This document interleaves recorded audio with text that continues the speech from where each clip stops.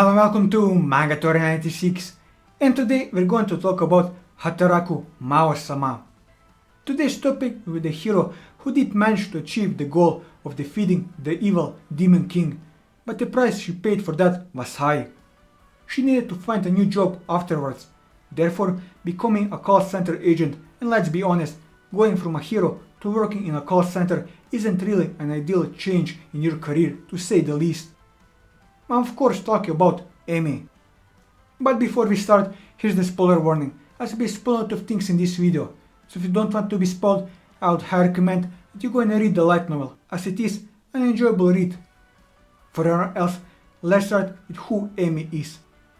Emi Yusa is the hero who defeated the Demon King Satan. After forcing the Demon King to retreat from Ente Isla, she followed him to modern day Japan to ensure his destruction. However, just like the Demon Lord, she lost most of her power upon her arrival and was forced to assume a Japanese name. She was also forced to find employment and so became a call center agent.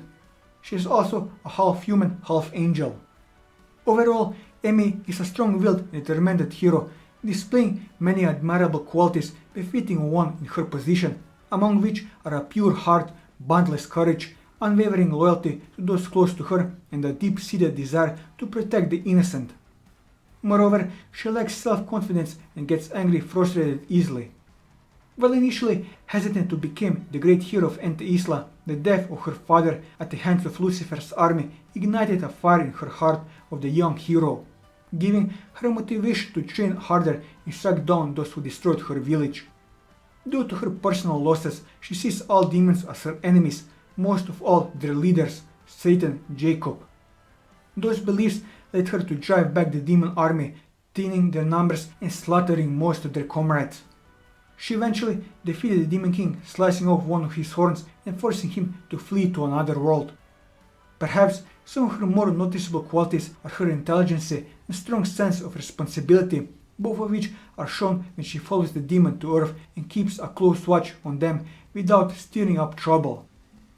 Emilia is portrayed as the kind of person who thinks through before acting, carefully considering each situation and investigating her surroundings before choosing to confront a possible problem.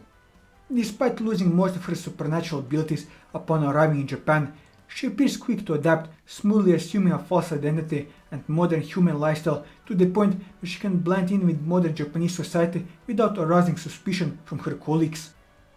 She sees the Demon King as her own responsibility and thus remains on Earth for the purpose of protecting others should he resume his evil agenda, displaying both stubbornness and personal sacrifice in doing so. Despite her half-angel blood, Emilia's desire for vengeance against the Demon King became a powerful driving force for her early on in the series, as she believed her father had died during the raising of the Western continent. This explosive anger often causes her to appear bitter and short-tempered, prompting her to lash out at him even in the most inappropriate times. Nevertheless, she is able to keep a rational head in most situations, thinking before choosing to fight, watching rather than acting, and rarely causing trouble that could inexplicitly inflict harm to others. While she initially sees the Demon King's peaceful human life and kind personality on Earth as nothing more than an act, Emi soon learns that his generosity and kindness are genuine. This only fuels her anger as she has trouble understanding why someone capable of kindness could have done so many horrible things in Ente Isla, though he hesitantly apologizes, claiming not to have understood humans before being forced to live as one. As the series progresses, it becomes clear that she no longer despises Mao as she once did, and the two are shown speaking candidly with each other on Earth. They currently display a paranoia and distrust of each other's motives more than outright hostility and have not fought since beginning their new lives in Japan, aside from humorous verbal disagreements. Over time, she began to grasp the changes in the Demon King's personality, slowly coming to understand the kind of person he became on Earth is a far different person than the tyrant she knew in Ente Isla. Upon learning that her father is still alive, much of her previous bitterness towards Mao begins to evaporate, leaving her to question her previous motivation and goals more than ever, eventually resulting in a much more civil relationship with the former Demon King. After so long and denying her growing affection, Emi finds herself acknowledging those hidden feelings after being rescued by her former nemesis so many times. While she's a fearsome force to be reckoned with on the battlefield, Emilia displays a kind and caring personality outside of conflict. Above all else, she values the happiness and safety of those closest to her, showing a strong protective towards Chiyo, even putting aside her initial dislike of Mao to protect their mutual friend in times of danger.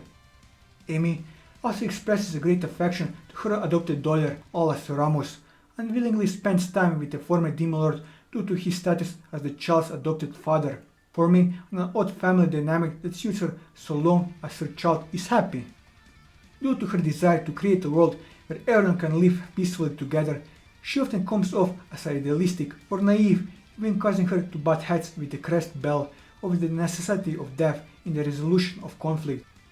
She also expresses disgust at the action of the church she once served and the government of Ente Isla, all whom began vying for power over Ente Isla in the wake of the demon army's retreat. Disliking the action of her former superiors and disheartened by the action of the high priest Olba, Emilia sees the true corruption hidden beneath the surface even without the Demon King's presence. She no longer affiliates herself with any of the factions in their homeland, instead opting to seek her own form of justice. She is also extremely sensitive about her chest size and is secretly envious of Chiho. As for her past, Emilia Justina was born to her parents, an ordinary farmer named Nor Justine, and the archangel Lalia. Knowing she had committed a taboo by burning a child to a human, her mother fled, leaving Emilia to be raised by her father on his farm located somewhere on the western continent. During Southern Conquest, the child lived a peaceful life with her father. Despite fearing the day they will be accosted by the encroaching demon army, he assured her that the village would be protected by the church, putting her mind at ease. Her life changed drastically one afternoon when a representative from the entire Ente Isla church arrived at home to train Emilia as the hero who could free the world of the Demon King Satan. While the young child remained uncertain of her fate, the clergy went to explain her responsibility as the daughter of an angel. Her father confirmed this by telling Emilia of her mother's true nature, allowing her to be passed into the care of the church. Although reluctant at first, her motivation was fueled when she received news of her father's apparent death when the Demon King's army laid waste to their fields on the days after her departure. In reality, North was taken by Lalija and hidden safely on Earth during this time, though Emilia remained unaware of her father's true fate. During her crusade across Ente Isla, she fought alongside the Allied Knights Order in order to drive back the evil hordes. She defeated Lucifer in the west, freeing her home continent from the demon oppression. Although the hero believed she had killed him in the struggle, the fallen angel survived the encounter and escaped, with Emilia being unaware of his continued existence. During her subsequent battles, she defeated the remaining 3 demon generals, taking on Admiralih in the north, forcing Al-Shiel retreat in the east, and slaying Malkadon in the south, before proceeding to the central continent to confront the leader of the demons.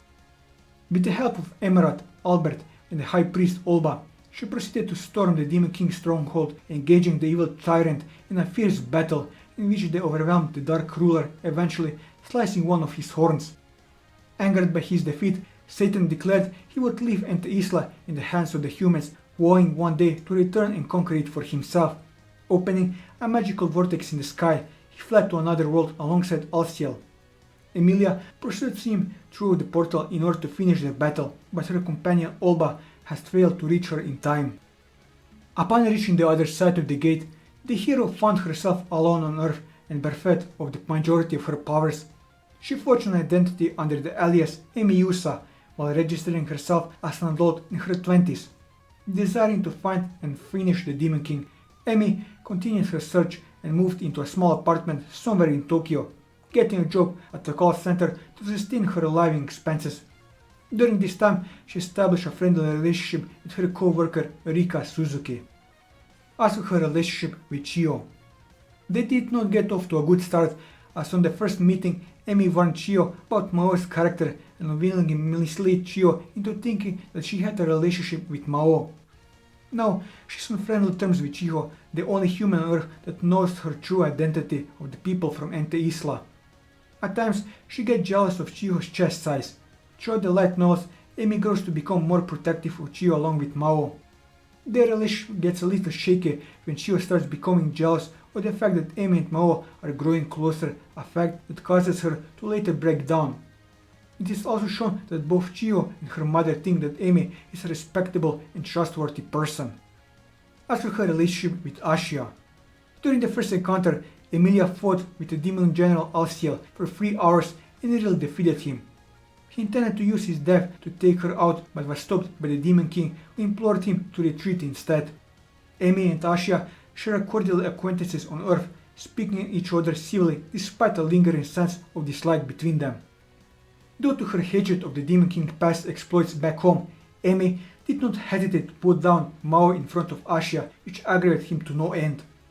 In addition to this, she also found his frugal nature to be quite irritating, often pointing out his tight-fisted habits of exploiting them in order to coerce information from him.